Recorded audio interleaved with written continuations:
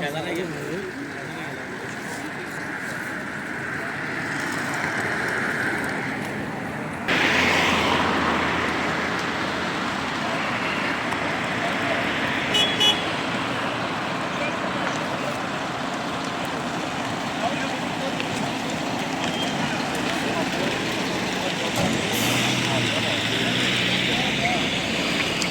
Araba yok oğlum, araba gitmiş zaten. Baksana yarık burada.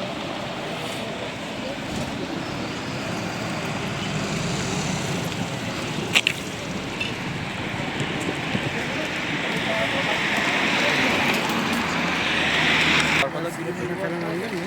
Araba bir araba. Allah'tan tek kişiymiş abi. Eyvallah.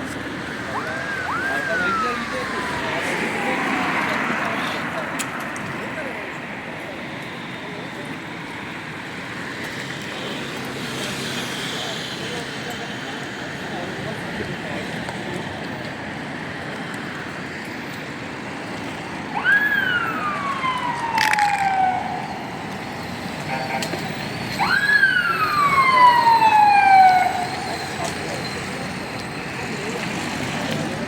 Abi çıkıyoruz. Güvenliğinde rüzgarlı söz şurada.